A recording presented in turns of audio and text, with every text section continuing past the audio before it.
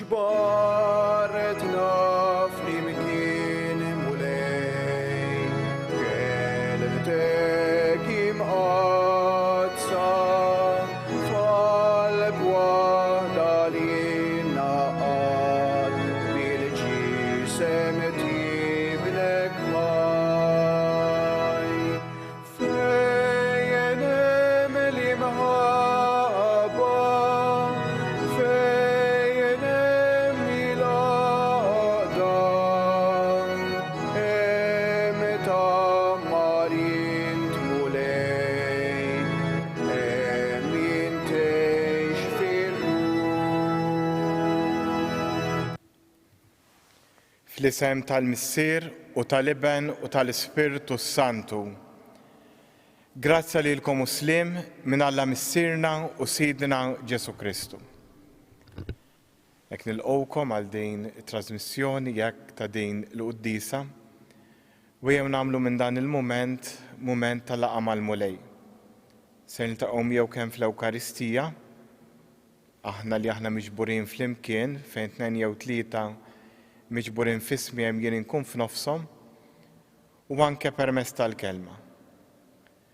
U għalhekk biex nitħejjew tajjeb għal dan il-misteru li issa qegħdin niċċelebraw, ejjew nitolbu maħfra l-mulej għal dawk id-drabi li fihom inqasnieh.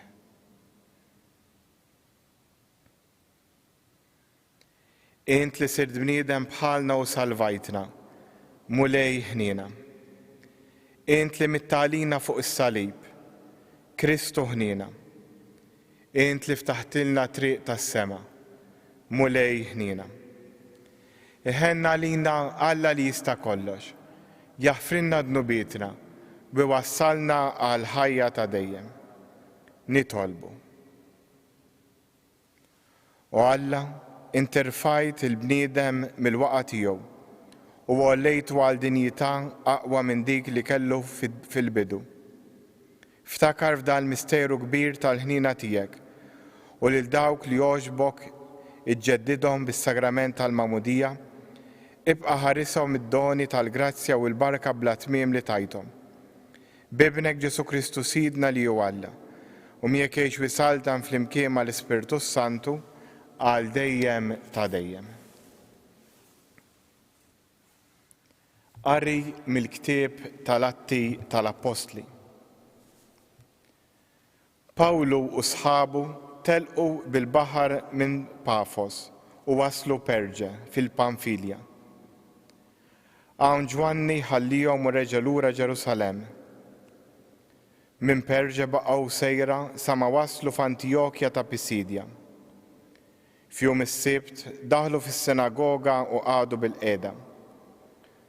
Wara l-qari mill-liġi u l-profeti, il-kapijiet tas-sinagoga bagħtu jgħidulhom: L-aħwa, jekk xi ħadd minnkom irid jgħid kelmtejn ta' tħeġġiġ lill-poplu, tkellmu. Għalhekk Pawlu għamel sinjal b'rasu u beda jitkellem. Nies ta' Iżrael, intom mill-ġnus li tibdew minn Alla, isimgħuni. Alla ta' dan il-poplu ta' Iżrael għażel lil missirijietna. Meta l-poplu kien jgħix f'art barranija fl-Eġittu, Alla għamlu poplu kbir u ħarġu minn hemm bil-qawwa ta' Drio. Għal madwar 40 sena stabar bihom fid-deżert. Meta mbagħad xejjen 7 popli f'art ta' Kanan, tom dill-art bwirt għalihom. Dan kollu ħan xi 450 sena. Imbagħad tom l-imħalfin minn żmien il-profeta Samwel. Wara dan talbu li jkollhom sultan, walla tom lil Sawl bin Kis, raġel mit-tribu ta' Benjamin, u dam 40 sena. Meta mbagħad neħħa lil Sawl, qiegħed bħala sultan tagħhom lil David li għalih ta' din ix-xhieda. Sibt lil David bin Ġesse, raġel skont qalbi, li jagħmel dak kollu li jirrid jien. Min nisel ta' David, Alla skont il-weda tiegħu ġieb għal Iżrael Salvatur li hu Ġesu. Qabel il-miġja tiegħu Ġwanni ħareġ ixandar ma'mudija tandiema lil poplu kollu ta' Iżrael. U meta kien wasal fit-tmiem il-ħidma tiegħu Ġwanni qal: Jien m'iniex dak li intom taħsbu li jien. Imma raw, warajja ġej wieħed li jien anqas jistħoll li nħoll il-qorq ta' riġleh.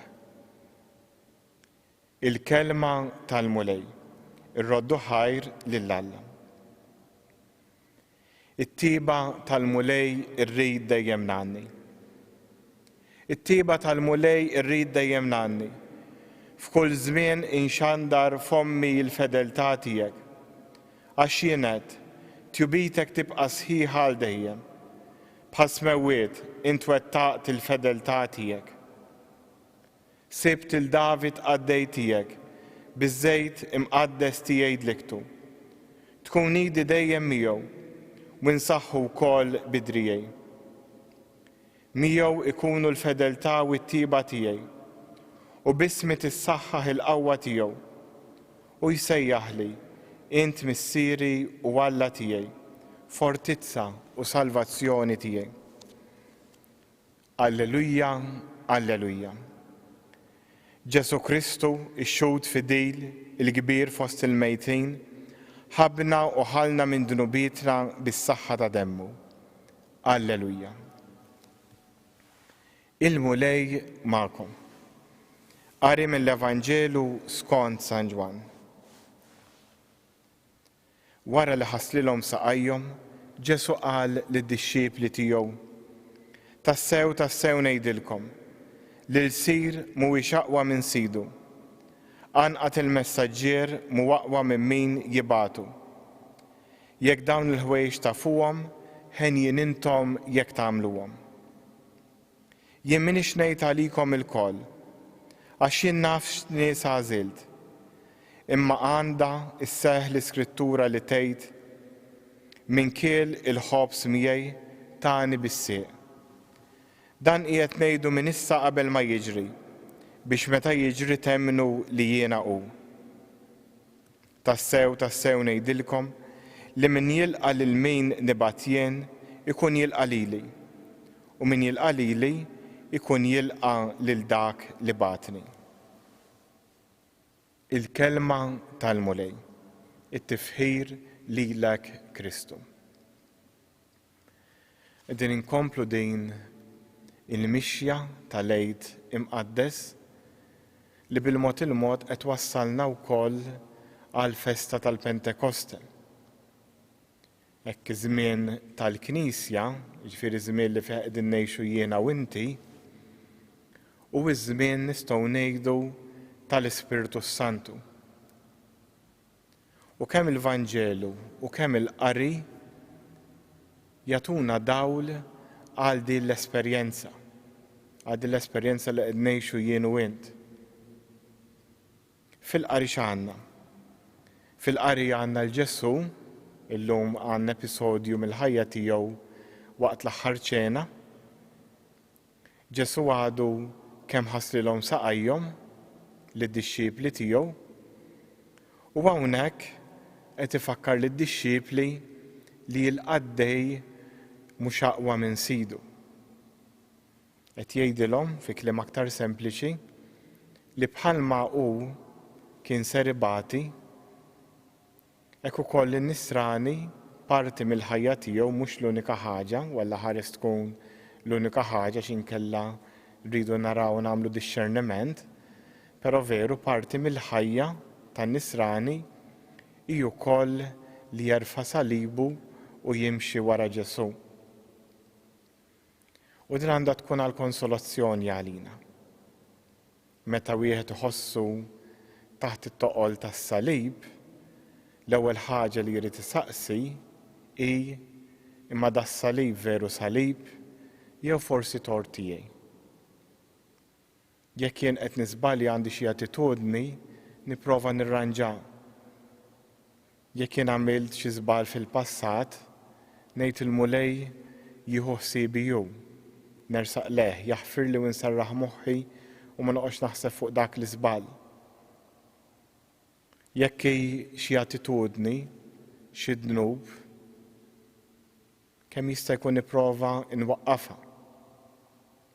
Mill-banda l-oħra mbagħad ikun hemm dawk li huma islaleb ta' veru, li tkun xi marda, xi kundizzjoni, xi sitwazzjoni li tidħol fiha mingħajr ma tisteddenha inti, li tista' tkun kawża naturali jew frott l-aġir ta' ħaddieħor, imbagħad f'dak il-mument wieħed għandu iva jaqbad is-salib tiegħu jerfgħu u jimxi wara Ġesu. U x'in nimxu wara Ġesu bis-salib tagħna għandna nagħmlu kuraġġ għax naslu għall-glorja. U waħda mill-affarijiet li jgħinuna inżommu sħaħ f'dan il-mument tas-salib għandna indikazzjoni għalija fl-ewwel qari sabiħ li qrajna mill-Atti tal-Apostli. Xejn Pawlu ġie mistieden jitkellem fis-sinagoga, ra flimkien magħhom dak li Alla kien għamel sa minn Eden. Beda mill-bidunet li Alla għażel lill-poplu ħarġu mill-Eġittu, ħaħsibu għal 450 sena bagħad il-David u komplejdilhom l-istorja sa Kristu. Din li nkunu konxi ta' Alla x'għamel magħna hi importanti ħafna biex nkun kapaċi anke nirrelata miegħu biex anke fil-mument tas-salib nifhmu aħjar. U li nifhem Alla x'għamel miegħi nista' nieħodha minn diversi aspetti. Nifhem miegħi x'għamel miegħi fl-istorja personali tiegħi. Dak li għamel miegħi minn kont żgħir, minn kont żgħira. Il-mumenti li fih ħassejtu. Il-momenti li forsi kont għaddej dieħel f'xi bawxata u bagħat lil xi ħadd biex jien noħroġ minnha. Xi intuwizzjoni li tani. Imbagħad hemm affarijiet oħrajn aktar wiesa. Il-grazzi li tani li ġejjin mill-fatt li qed ngħix illum u mhux 200 sena ilu, li għandi dawn l-opportunitajiet li għandi llum, li tani l-istudju, l-edukazzjoni li ħadd, li nkun konxju li xejn mhu ideali però tani ħafna grazzi. Il-fatt li twellit f'waqt poplu nisrani, li naf lil Kristu minn kont żgħir. Dan l-affarijiet jistgħu jgħinuni insir konxju aktar ta' dak li Alla għamel miegħi. Imbagħad tkun xi tkun iċ-ċirkustanza sew jekk jien f'nofs pjazza nies, sew jekk bħalissa qiegħed waħdi id-dar, inkun nista' nara fil-kobor ta' Alla fil-ħajja tiegħi. U din nista' nagħmel anke issa. U forsi dan iż-żmien għalkemm uħud minna qed jirrelassaw il-ħwienet terġgħu bdew jiftħu, bdejna noħorġu ftit aktar minn qabel b'ċerta kundizzjonijiet, però xorta għadni fiċ-ċans li biex nirrifletti. U x'hemm isbaħ minn din is-sena dak li jibqa' huwa dan li nara f'Alla x'għamel miegħi fl-istorja ta' ħajti u fl-istorja tal-Knisja li jien nagħmel parti minnha. Fiskiet nitolbu fuq dan u nitolbu l-Mulej jagħtina aktar l-erf tiegħu u l-qawwa tiegħu biex anke l-Ispirtu Santu li se jiġi fina dalwaqt inkomplu ngħixuh u nħalluh jaħdem fina għal ġid tal-oħrajn. Mela jew nagħmlu l-parti tagħna billi nitolbu l-grazzja li llum u għada narfu Alla x'għamel magħna f'ħajjitna. Fiskiet nitolbu fuq dan.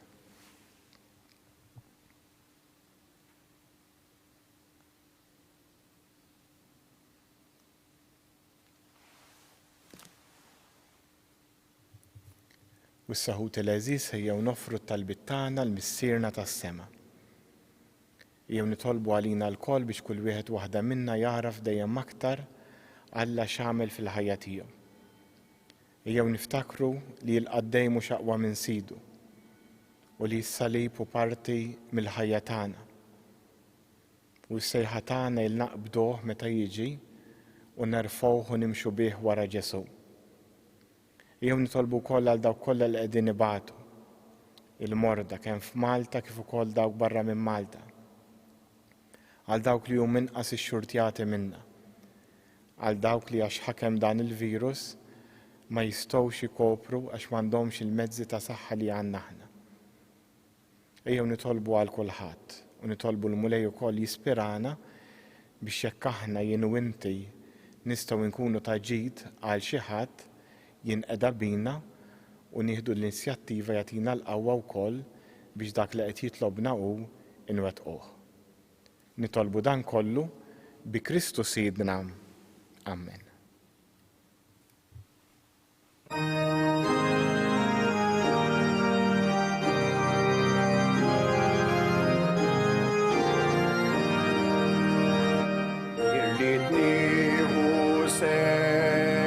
Sem l-aktar ħaj, fit-talba tara dil-ħajr li jibnek għamilek, xinofra ġismu u demmu kol, fi sagrifiċju mdemmi tal-Kalvarju.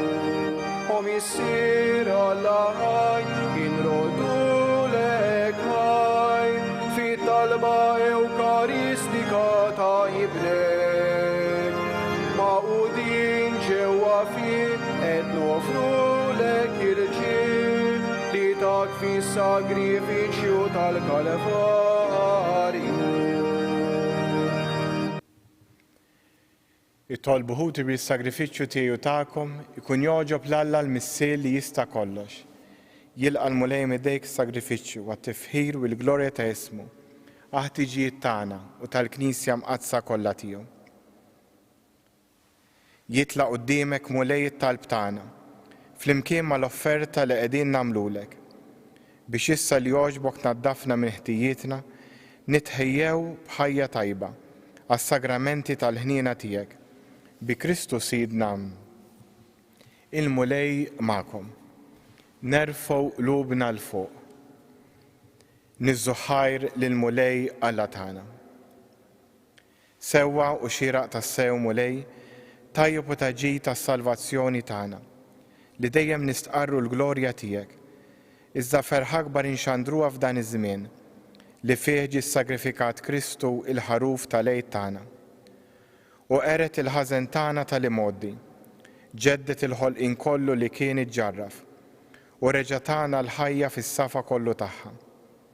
Għalhekk f'dan il-ferħ tal-għid imxerret ma' kull imkien fid-dinja, il-bnedmin kollha jimtlew bilena u l-qawwiet tas-sema ma' setat tal-anġli jinxġulek innu ta' glorja u bla qiegħda itennulek.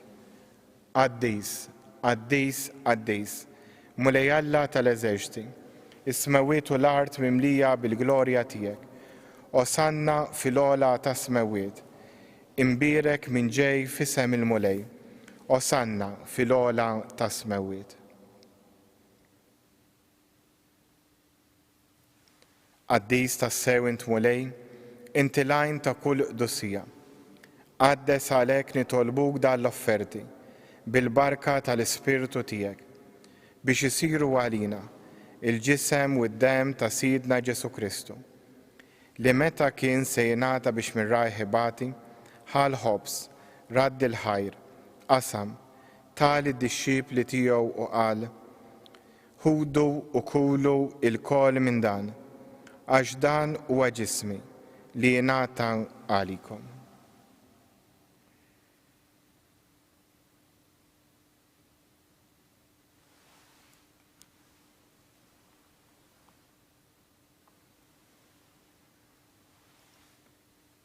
Ekk ukoll wara li klaħa l-kalċ reġerat il-ħajr tali d-dixxipli tiegħu u qal ħudu u jxorbu minnu l-koll għax dan huwa l-kalċi ta' demmi tal-patt il-ġdid li jibqa' għal dejjem. Id-demm li jxerret għalikom u għall-bnedmin kollha għal maħfra ta' dnubiet. Għamlu dan b'tifkira tiegħi.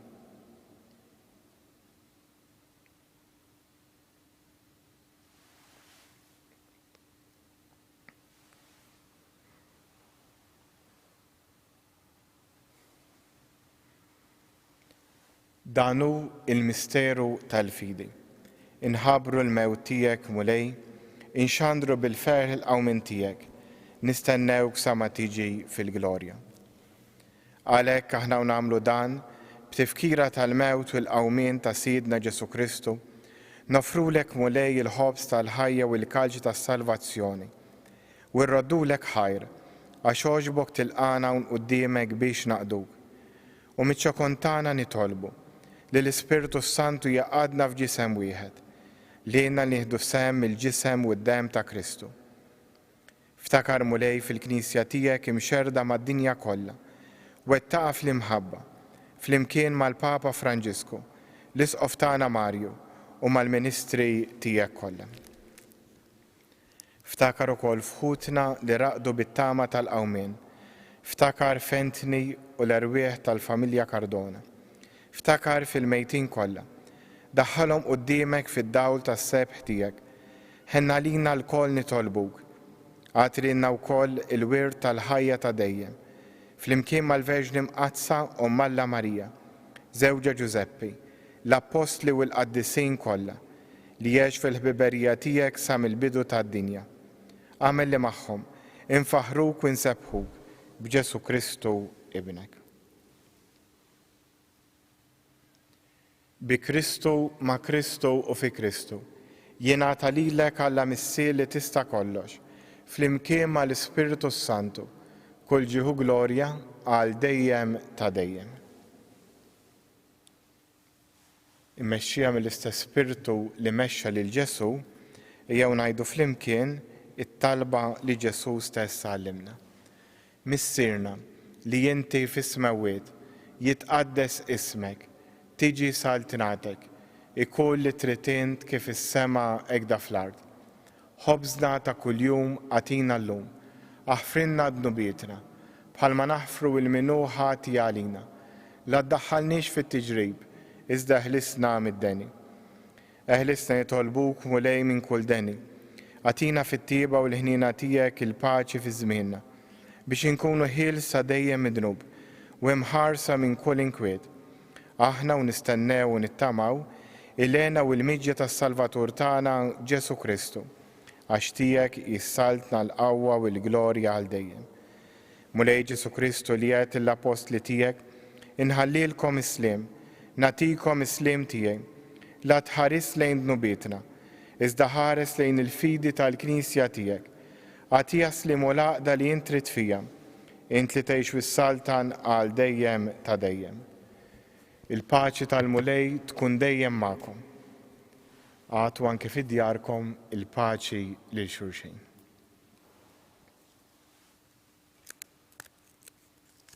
Ħaruf ta' Alla li tneħħi d-nubiet tad-dinja ħenna għalina. Ħaruf ta' Alla li tneħħi d-nubiet tad-dinja ħenna għalina. Ħaruf ta' Alla li tneħħi d-nubiet tad-dinja għatina il-paċi.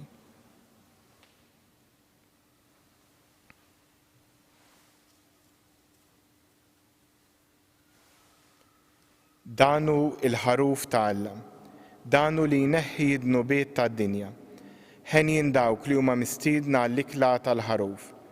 Mulej, ma jistħoqlix tidħol taħt is-saqaf tiegħi, iżdejt bis kelma waħda u ruħi tkun imfejqa.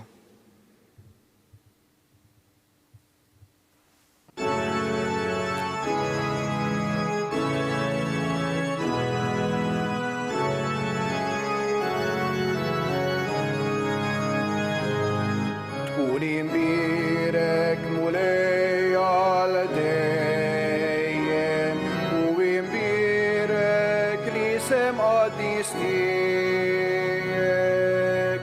Alleluja, alleluja. Int li ħlaqti s-sema u l-ard, Alla kbir mulej tal-għaloni, sultan qawwi, tkun imbirek mulej, tkun imbirek mulej għal dejjem u imbirek li sem qaddis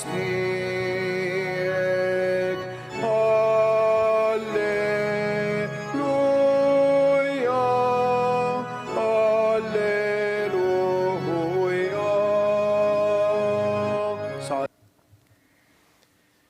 Wejja wissa namlu flimkien it-qarbina tax-xewqa. Nagħmilha fisimkom u stiednu l-Ġesu jiġi ġewwa fikom permezz ta' dan l-att ta' fidi u tama. Ġesu jiena nemmen li inti nsab ta' bilħaq fis-sagrament tal-Ewkaristija. Irrid inħobbok fuq kollox fuq kulħadd. Intaf li nixtieq nirċevik ġewwa fija. Imma ġala darba bħalissa ma nistax nilqek ġewwa fija sagramentalment, nitolbok li tiġi fija spiritwalment. Ejja għandi Ġesu tiegħi biex jiena niġi għandek. Ħeġġiġni fl-imħabba għalik biex f'ħajti u f'mewti jien nemmen fik, nitma' fik u nibqa' nħobbok għal dejjem. Glorja l-Missier u l-Liben u l-Ispirtu Santu, kif kien mill-bidu issa u dejjem u jibqa' għal dejjem ta' dejjem. Amen. Glorja l-Missier u l-Liben u l-Ispirtu Santu, kif kien mill-bidu issa u dejjem u jibqa' għal dejjem ta' dejjem. Amen. Glorja l-Missier u l-Liben u l-Ispirtu Santu, kif kien mill-bidu issa u dejjem u jibqa' għal dejjem ta' dejjem. Amen. Nitolbu. U Alla ta' dejjem tista' kollox, inti ġeddidna l-ħajja ta' dejjem bil-qawmien ta' Kristu mill-imwiet. Kattar fina l-frott tal-misteru tal-għajt u imla ruħna bil-qawwa tal-ikel li salva. Bi Kristu sidna. Il-mulej ma'kom. U iberikkom Alla li jista' kollox, il-Missier, Liben u l-Ispirtu Santu. Imbirku il-mulej. U jew nagħlqu billi issa nduru lejn Omna Marija u nitolbuha bit-talba li talbitna nagħmlu minn dan is-santwarju stess. Slima lik Marija bil-grazzja mimlija l-mulej miegħek. Imbirkinti fost in-nisa u mbirek il-frott tal-ġuf tiegħek Ġesu. Qaddisa Marija Omm Alla, itlob għalina mid-dinbin, issa u fis-sija tal-mewt ta' nammen. Slima lik Marija bil-grazzja mimlija l-mulej miegħek. Imbirkinti fost in-nisa u mbirek il-frott tal-ġuf tiegħek Ġesu. Qaddisa Marija Omm Alla, itlob għalina mid-dinbin, issa u fis-sija tal-mewt ta' nammen. Slima lik Marija bil-grazzja mimlija l-mulej miegħek. Imbirkinti fost in-nisa u mbirek il-frott tal-ġuf tiegħek Ġesu. Qaddisa Marija Omm Alla, itlob għalina mid-dinbin, issa u fis-sija tal-mewt ta' nammen. Madonna ta' Pinu, Sultana tal-Familja, ħarstek fuqna dejjem żomm.